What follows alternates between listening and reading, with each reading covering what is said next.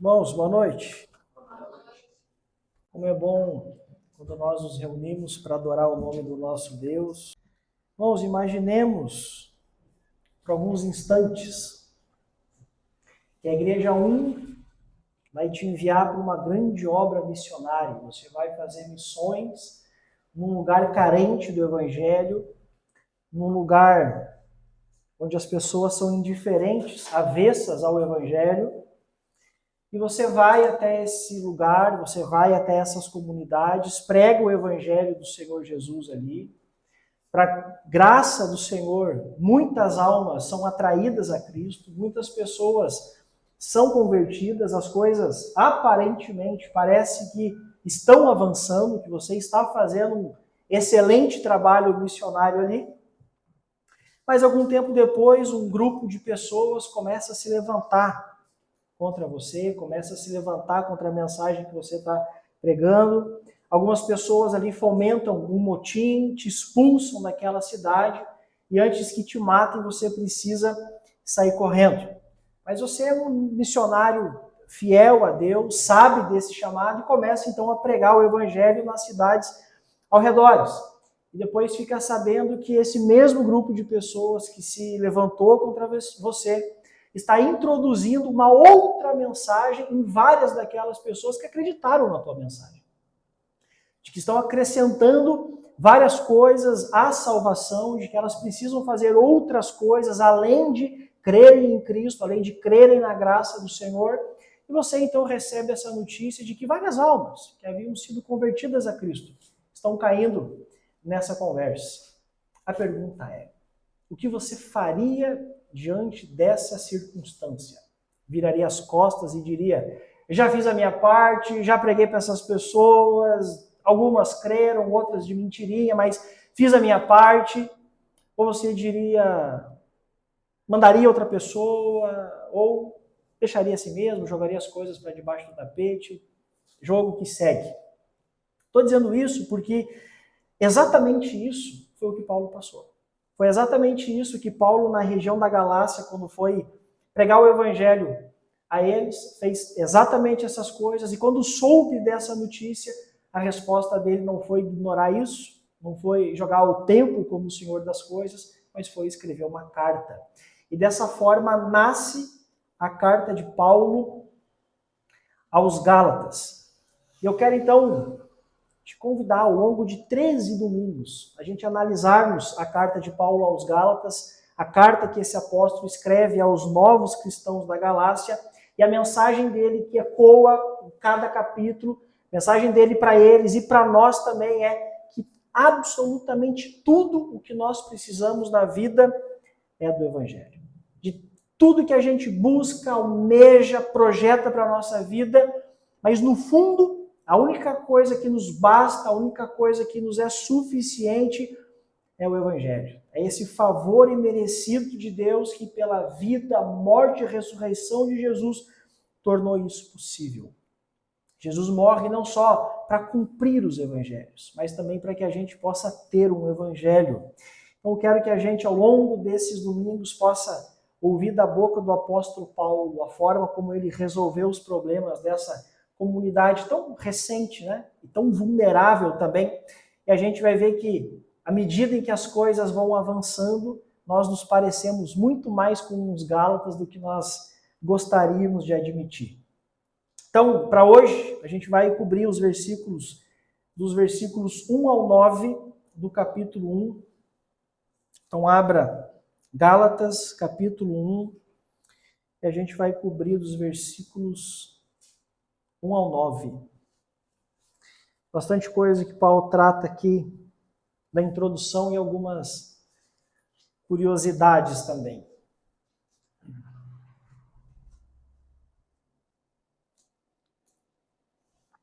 Diz assim a palavra do Senhor, ouçamos com fé.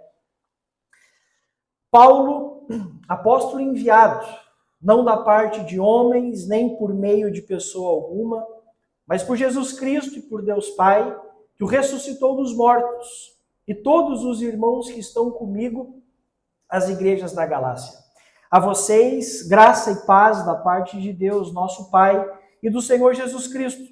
que se entregou a si mesmo por nossos pecados, a fim de nos resgatar desta presente era perversa, segundo a vontade de nosso Deus e Pai, a quem seja a glória para todos sempre.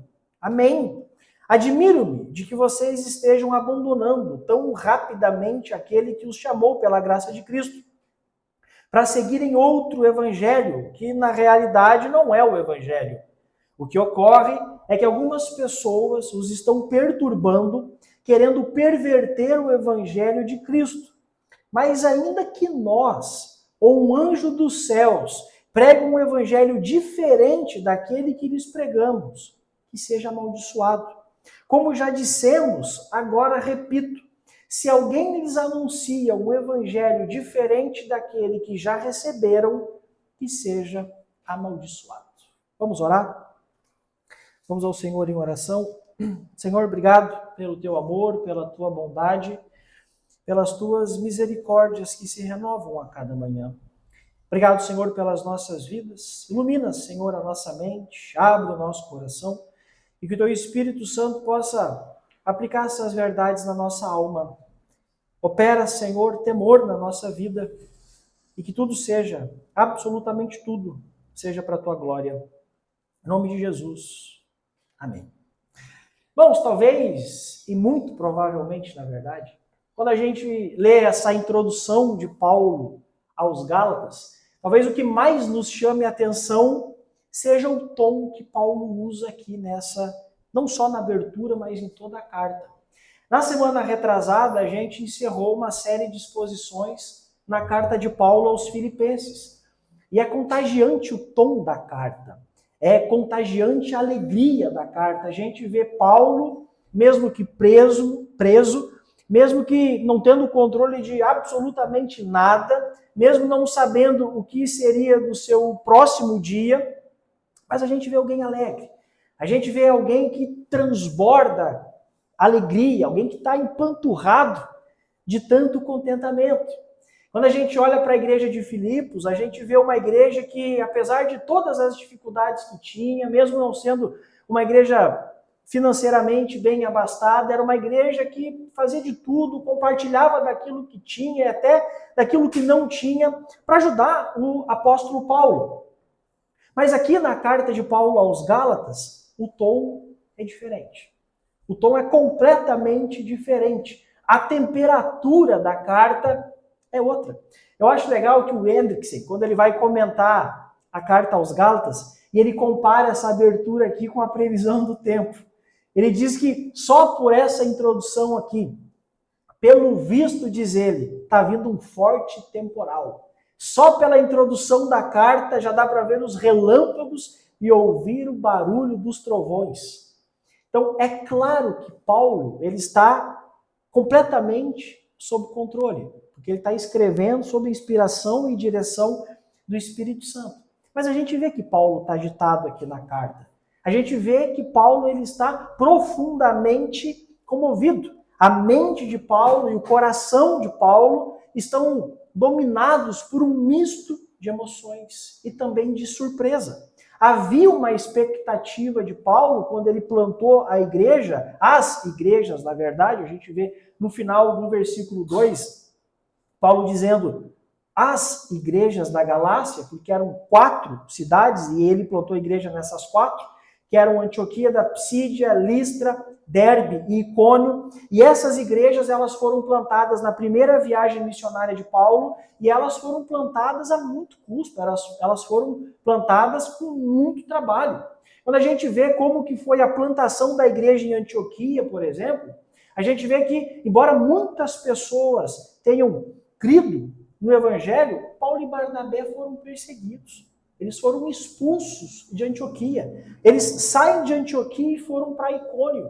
Começam a pregar o Evangelho ali. Pessoas são atraídas para Cristo, pessoas são convertidas a Cristo, mas pessoas também se levantam contra eles e eles tiveram que fugir para não serem apedrejados. Quando a gente vai vendo o texto e dá a impressão de que agora vão voltar para casa, eles foram para Icônio. E ali saíram de Icônio e foram para Listra, e ali em Listra eles foram brutalmente apedrejados. As pessoas só pararam de apedrejar o apóstolo Paulo porque olharam para ele atirado no chão e acharam que ele tinha morrido. Ele se levanta, continua firme e vai rumo a Derbe. Então, todas essas igrejas, elas foram plantadas através de muito trabalho, muito sofrimento e também de perseguição. A gente vê que Paulo, literalmente, ele suou por essas igrejas, ele chorou por essas igrejas e ele sangrou por essas igrejas. E sempre há, quando uma igreja é plantada, uma expectativa por parte do plantador. Todos os plantadores de igreja colocam uma expectativa nessa plantação, para que essa plantação um dia ela se torne uma igreja, e essa igreja seja uma igreja vibrante, seja uma igreja atuante, que ela avance com o reino de Deus, que pecadores sejam atraídos para Cristo. E é óbvio que Paulo, ao plantar essas igrejas, também tinha suas expectativas. E quando ele vê a dinâmica das igrejas, o modo como elas estão funcionando depois, essas expectativas elas são profundamente abaladas, e isso é uma surpresa para o apóstolo Paulo. Quando a gente lê a carta, e várias vezes no decorrer da carta a gente vai se deparar com isso, Paulo parece zangado, a linguagem dele quase sempre ela é bastante enérgica. Talvez você se lembre, na exposição aos Filipenses, a gente viu o modo como ele abre aquela carta e a gente vê alguém extremamente feliz pela igreja. Paulo é extremamente grato pela igreja de Filipos. Quando a gente vê Paulo escrevendo aos Coríntios, que era uma igreja mega bagunçada, uma igreja que tinha vários problemas, e problemas seríssimos, assim, a ponto de Paulo dizer que pessoas mundanas se escandalizariam com algumas coisas que estavam acontecendo na igreja, mas mesmo assim Paulo é grato pela vida dos coríntios. Mark Dever, comentando sobre os coríntios, diz: quem agradeceria a Deus por aquela igreja? Paulo agradeceu a Deus, mas a gente não vê Paulo com essa expectativa, com esse sentimento com os Gálatas. Ele se limita a dizer no versículo 6, eu estou admirado com vocês.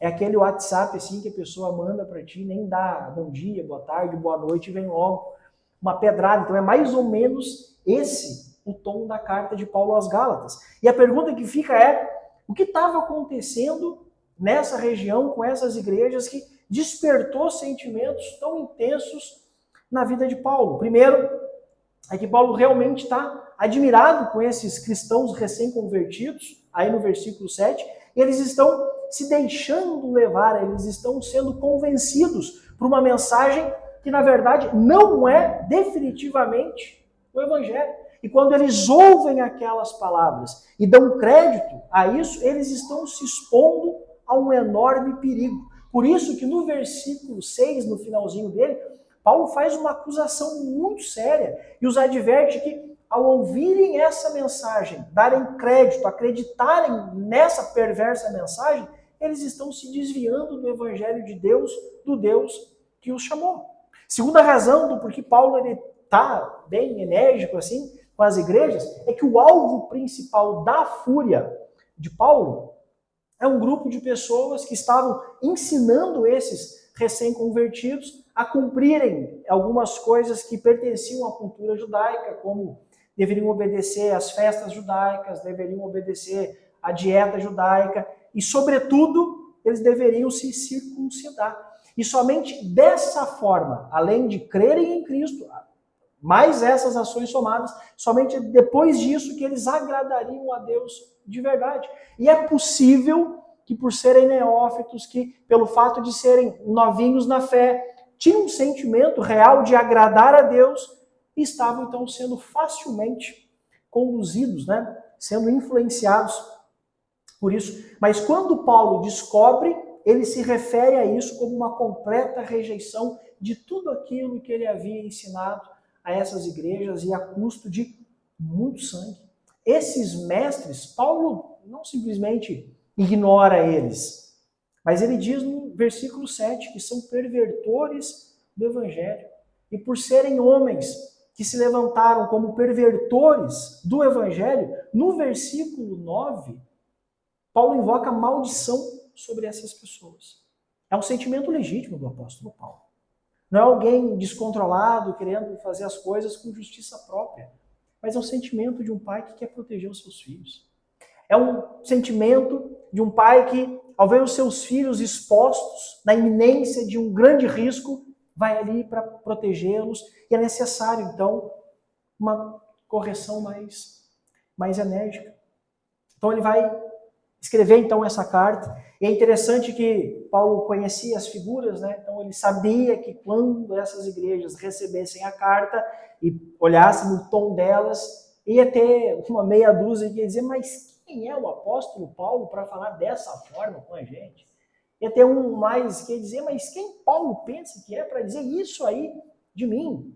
Paulo, sabendo que ia ter esse tipo de coisa, ele responde já no início da carta quem ele é, ele diz, eu sou um apóstolo. Está aí no versículo 1. Paulo, apóstolo enviado, não da parte de homens, nem por meio de pessoa alguma, mas por Jesus Cristo e por Deus Pai. Então, respondendo, né, quem é esse velho aí para falar esse tipo de coisa? Ele está dizendo, eu sou um apóstolo. Eu tenho autoridade para fazer isso que eu estou falando, e o meu apostolado, ele é legítimo.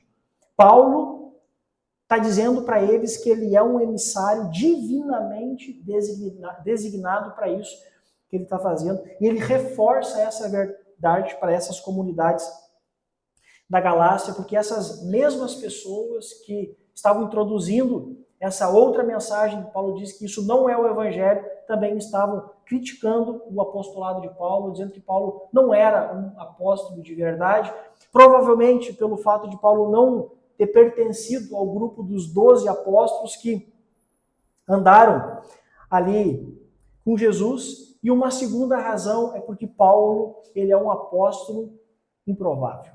Se tem alguém que é um apóstolo improvável, o nome desse cara é Paulo. Não só o seu apostolado é improvável, mas a sua conversão também é extremamente improvável. Afinal, antes da conversão de Paulo, é Paulo quem aprova a primeira morte de um mártir cristão. Antes da sua conversão, Paulo é alguém que foi ativo na perseguição de vários outros crentes. Paulo chega aí nas autoridades judaicas para pegar autorização para ir nas sinagogas, onde os judeus faziam ali o seu culto, e ficasse só de butuca, caso ele encontrasse algum cristão ali, ele pudesse retirá-lo aquela pessoa e levar aquela pessoa presa. Ele vai fazer isso a caminho de Damasco, ele sai de Jerusalém com esse intento, o cara está com sangue nos olhos para chegar em Damasco e fazer isso, e a ironia é que a caminho de Damasco, Paulo foi subitamente cercado por uma luz vinda do céu e ouviu uma voz. E a voz dizia, Saulo, Saulo, por que me persegues? Imagina Paulo no caminho ali com seus companheiros, já maquinando, a gente vai chegar numa sinagoga, a gente vai pegar a crentaiada, vai levá-los presos de volta a Jerusalém. Daqui a pouco ele é subitamente alvo de uma luz e ouve uma voz, Paulo, Paulo, por que me persegues?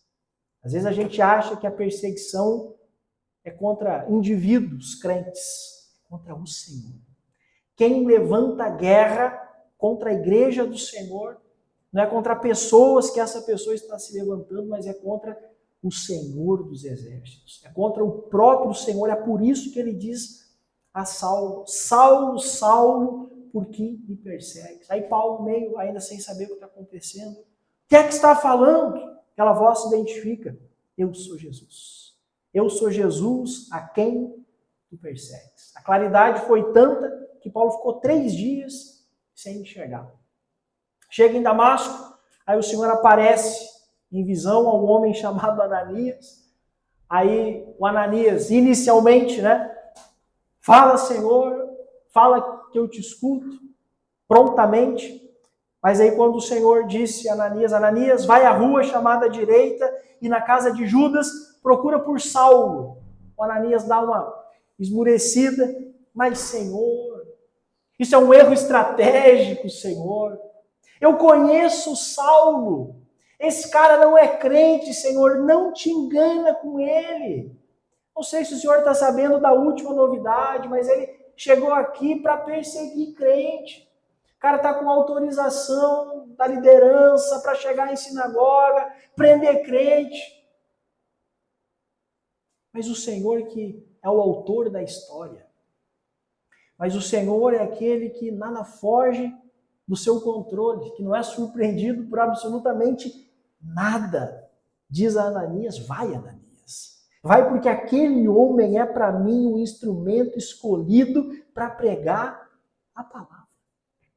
Esse homem que é um convertido do improvável, foi levantado por Deus com autoridade, se tornou no maior plantador de igrejas, no maior missionário que o mundo já viu, um improvável.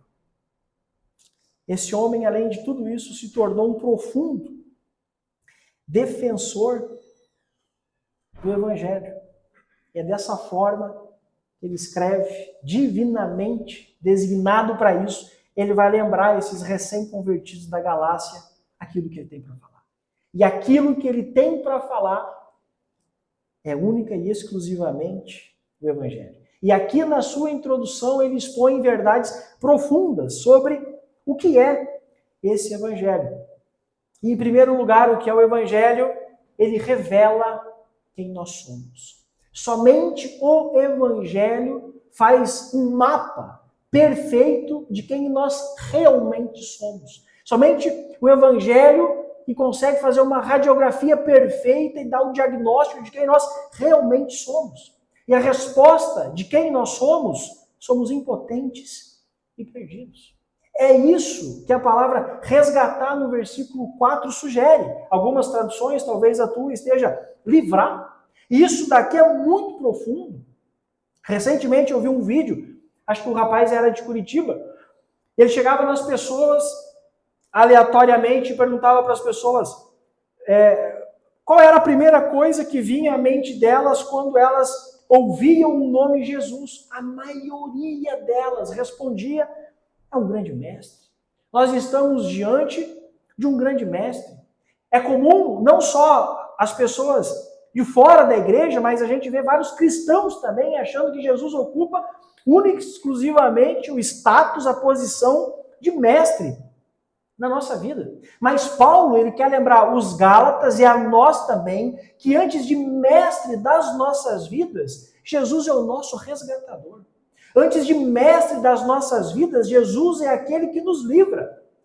Imagina a cena. Pouco adianta você ver alguém se afogando numa piscina, atirar um manual de natação. Nessa situação, você tira uma corda.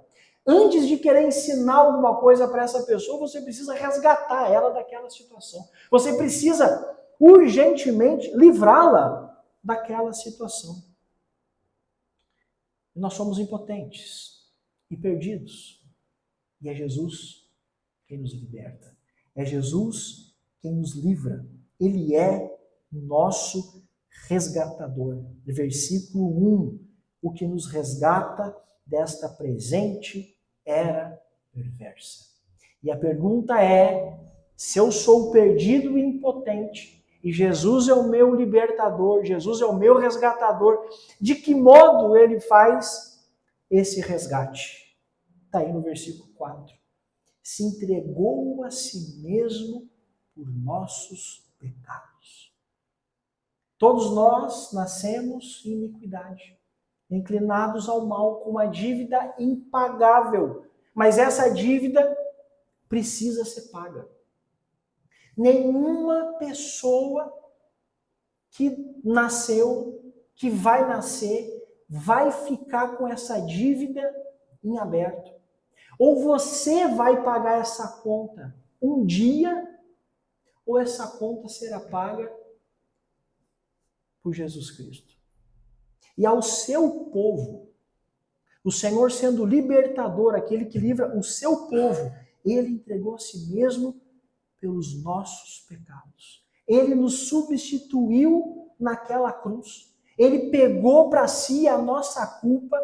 Ele bebeu da ira de Deus em nosso lugar. Jesus faz isso. O Pai aceita o sacrifício plenamente. Esse sacrifício em nosso benefício.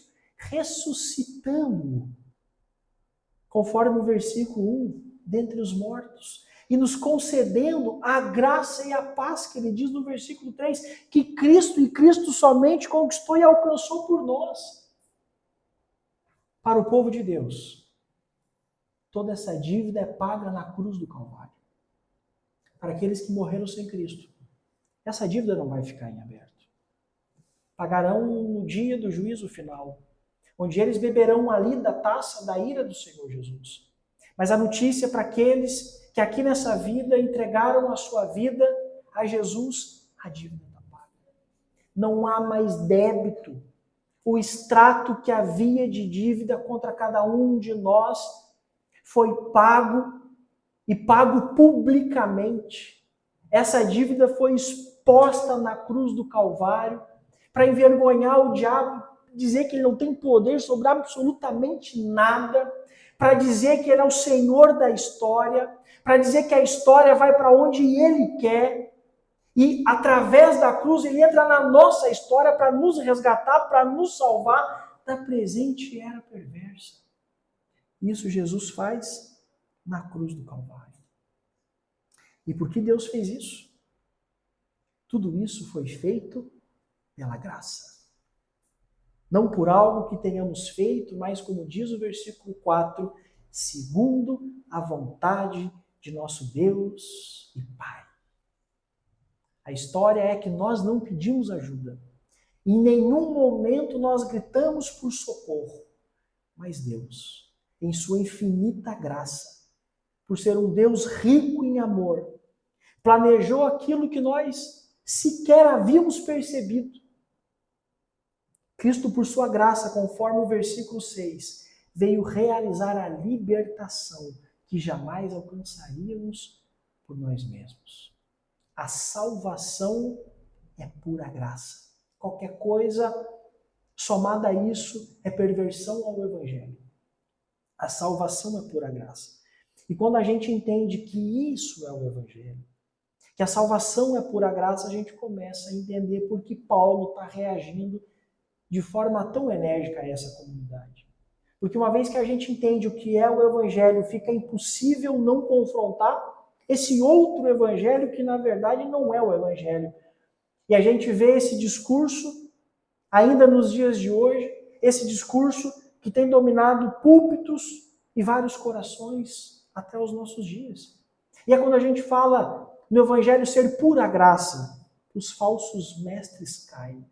Porque os falsos mestres não conseguem, eles não suportam a graça de Deus. Nós, por natureza, sem Cristo operar conversão e arrependimento na nossa vida, a gente não gosta definitivamente da ideia de que outra pessoa nos salvou. O nosso coração é orgulhoso demais para isso, para não imputar essa obra à nossa própria força. Nós amamos a ideia de nós mesmos sermos os nossos próprios salvadores. A gente ama construir glória para nós mesmos. Por que você acha que essas mensagens de autossalvação são tão sedutoras? Porque tanta gente se encanta e paga caro para ouvir de falsos profetas. Porque tanta gente se encanta e paga caro, espaço VIP, para ouvir de falsos mestres que você é o centro. Porque pessoas pagam caro para falsos profetas, para ouvirem de que se o Senhor te deu um sonho, porque você pode realizar. E a consequência disso, entre o nosso coração perverso e os falsos profetas, é o que a gente vê hoje. Multidões aplaudindo esses falsos profetas. Gente batendo palma para pregadores que falam de um evangelho que absolutamente não salva ninguém. Falsos pregadores, falsos mestres, que se levantam em nome de Deus para pregar sobre um reino que ninguém governa, que apresentam um rei que não julga absolutamente nada, mas tem levado multidões junto com eles para o inferno, se não se arrependerem. Mas Paulo quer lembrar essa querida comunidade, está aí no versículo 5, apesar dessa busca desenfreada do homem pela glória. Apesar de pessoas lotarem plateias para ouvirem falsos mestres e falsos profetas, a realidade das coisas é completamente diferente. O homem pode buscar glória para si mesmo, mas não passa de mera tolice. Versículo 5, a glória pertence a Deus, não por um período, não por um século, mas para todo sempre. A glória pertence a Deus. Esse é um dos gritos da reforma. Somente a Deus a glória. Homens que se levantaram com autoridade para acabar com aquela palhaçada. Homens que se levantaram com autoridade para dizer que o evangelho estava sendo pervertido e que a glória é somente a Deus e mais ninguém e para todo sempre. Louvado seja Deus por isso. Paulo deixa isso claro, uma vez isso posto, uma vez as cartas postas à mesa, ele prossegue para a próxima parte. Então a gente não pode esquecer que Paulo está escrevendo uma carta, e isso era uma literatura na época. Então inicialmente se faz uma saudação e ali a pessoa se apresenta quem ela é, ela pode colocar algumas coisas ali para ela se identificar, fala sobre o remetente, quem essas pessoas são. Logo depois, ação de graças, um agradecimento pelos remetentes. Isso não acontece aqui aos Gálatas. O que a gente encontra é Paulo absolutamente triste com essa igreja, dolorosamente triste com essa igreja que está se desviando, que está pervertendo esse evangelho precioso da graça de Deus. Imagina você receber uma carta do apóstolo Paulo. Essas pessoas sabiam o que era uma literatura epistolar. Talvez eles tenham pensado no que Paulo vai nos agradecer. Chega nessa parte, não tenho que agradecer, eles estão se desviando. Paulo precisa desesperadamente corrigi-los, atrair a sua atenção. Por isso que ele inicia com um forte admiro-me. Está aí no versículo 6. Admiro-me de que vocês estejam abandonando tão rapidamente. Provavelmente a gente está falando de um espaço de um ano, talvez menos. Aquele que os chamou pela graça de Cristo para seguirem outro evangelho, que na realidade não é o evangelho. O que ocorre, versículo 7, é que algumas pessoas os estão perturbando, essas pessoas que vocês estão dando ouvido, essas pessoas que vocês estão abrindo o coração, essas pessoas que vocês estão dando palco, espaço, não passam de pervertores do evangelho do Senhor. E eles estão, na sequência do versículo, querendo perverter o evangelho de Cristo. Ele faz essa chamada sem um bom dia, e é justo que seja assim. É essa chamada urgente. Paulo está triste com o que está acontecendo com essas igrejas, com essa comunidade. Ele está perplexo diante do fato de que aqueles que foram atraídos pela graça de Cristo estejam abandonando essa graça para seguir palavras que não passam de um outro evangelho. E Paulo é claro em dizer que esse outro evangelho não é evangelho algum, porque o evangelho ele não admite versões alternativas. O evangelho não pode de forma alguma ser adaptado ao gosto do freguês, por mais que a gente queira. Ele também não pode ser suavizado para não ofender as pessoas. O evangelho é o evangelho da graça de Deus em Cristo Jesus. Ou é isso, ou não é mais o evangelho. E essas pessoas estavam ali, dentro dessa comunidade, distorcendo o evangelho entre os Gálatas. E distorcer o evangelho é sempre inverter a ordem da graça de Deus. É a gente chutar Cristo. É a gente tirar Cristo do seu trono, do centro das coisas, e colocar o homem no centro, o homem no lugar, e o homem passa a ser o protagonista. Quando a gente perverte o evangelho, o que a gente está fazendo é substituir a obra consumada de Cristo pela obra do homem. É trocar a liberdade que somente o evangelho nos dá pela escravidão da autojustificação. É por isso que Paulo fala com tanta sinceridade que tudo, absolutamente tudo, deve estar submisso às Escrituras. Acompanhe o versículo 8. Mas ainda que nós, Nós apóstolos, ainda que nós os apóstolos, aí ele eleva, até mesmo um anjo, se nós os apóstolos, ou um anjo dos céus, aparecer a vocês, falar qualquer coisa diferente do evangelho que seja amaldiçoado, veja o contraste com o que as pessoas fazem com falsos profetas. Que seja amaldiçoado aquele que prega um evangelho que no fundo não é um evangelho.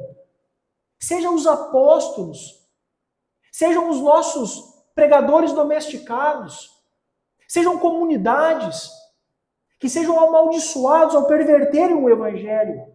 E Paulo não está brincando quando ele diz isso. Ele repete no versículo 9 para que não haja dúvidas do que ele está falando, para que as pessoas, ao ouvirem isso, não relativizem o que ele está falando. Repito o versículo 9. Se alguém lhes anuncia um evangelho diferente, que seja amaldiçoado. Que falta de temor alguém se levantar em um suposto nome de Deus e falar algo que não é o evangelho. Paulo deixa claro que nenhuma autoridade, seja humana ou angelical, pode alterar aquilo que Deus já revelou de forma final e definitiva. Não há novas revelações. O que havia de ser revelado foi revelado de forma final e definitiva nas Escrituras. Esse também é um grito da reforma sola escritura. Não há mais apóstolos hoje em dia, esses caras não escrevem mais Bíblia, a Bíblia fechou, o cânon está fechado. Tudo, absolutamente tudo, deve estar sujeito às Escrituras. É por isso que eu quero encerrar esse sermão com algumas aplicações para quem é crente e uma para quem ainda não é crente. Para você que é crente, guarde com zelo o Evangelho e viva intensamente. A gente vive num mundo de várias vozes. O mundo prega, milita a sua ideologia a todo canto, em cada quadra é um mundo militando a sua ideologia. Não só o mundo, mas às vezes algumas mensagens que são doces e sedutoras, outras com aparência de piedade, que estão disputando a nossa atenção, estão disputando o trono do nosso coração, que só há lugar para um.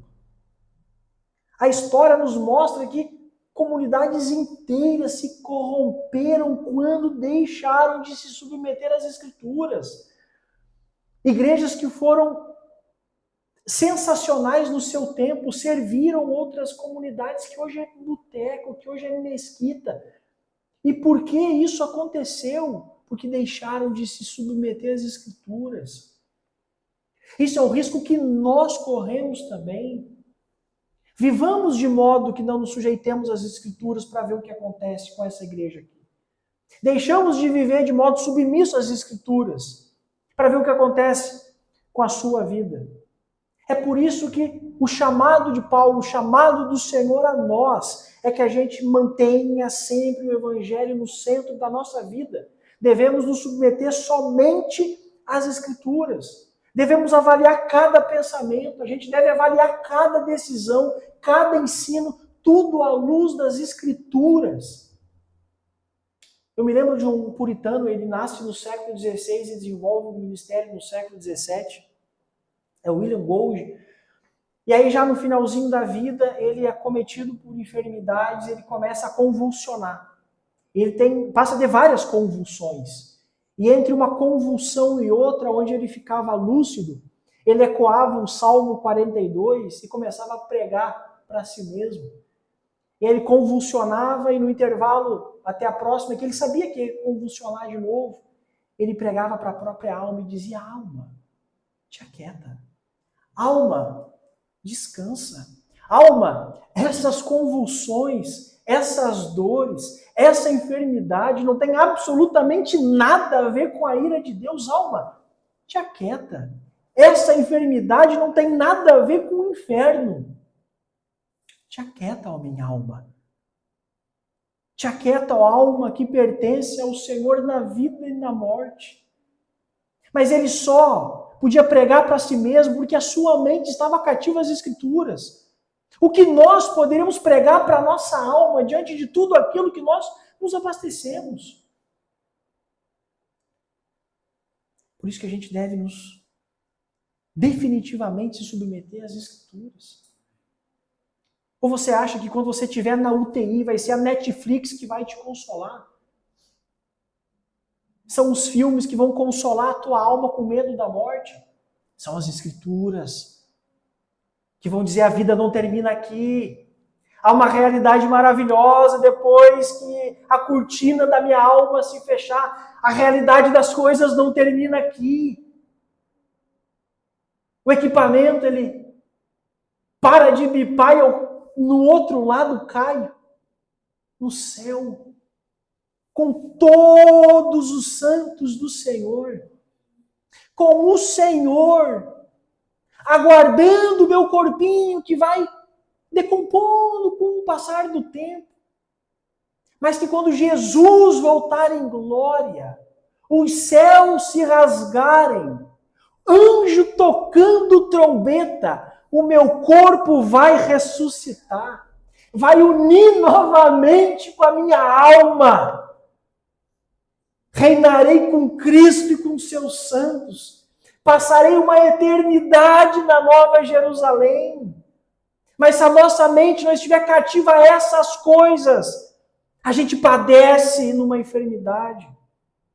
Se a nossa mente não estiver cativa a essas coisas, a gente perde o controle quando não dá para pagar o próximo boleto. Mas são as Escrituras, e somente as Escrituras, que vão cuidar de você no dia mau. Eu queria te dizer que não há dias maus, mas a Bíblia nos alerta, te preocupa só com hoje. Porque para cada dia basta o seu mal.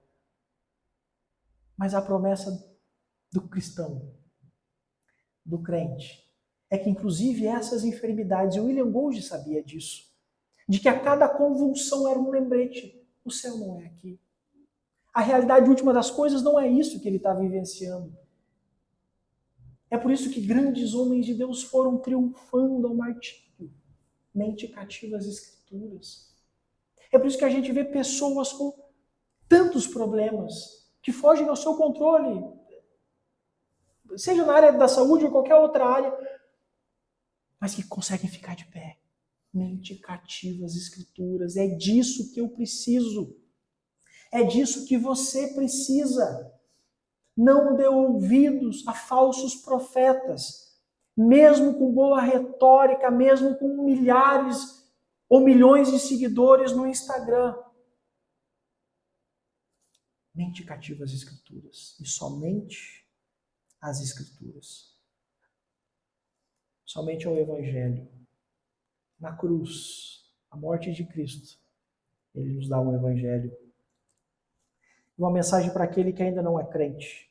Só há um Evangelho. E esse Evangelho deixa claro que não há vários caminhos, não há várias versões de Evangelho. Só há um Evangelho e é esse Evangelho da graça. Onde Deus enviou o seu Filho Jesus para fazer aquilo que nós jamais poderíamos fazer, que é satisfazer a santa justiça de Deus. Cristo morreu pelos nossos pecados. Cristo assumiu a nossa culpa e ressuscitou para que fôssemos justificados. E mais uma vez o Evangelho da Graça é ofertado. Uma vez Cristo oferece perdão dos pecados e vida nova. Esse é o Evangelho da Graça. Amém? Fique de pé e vamos orar.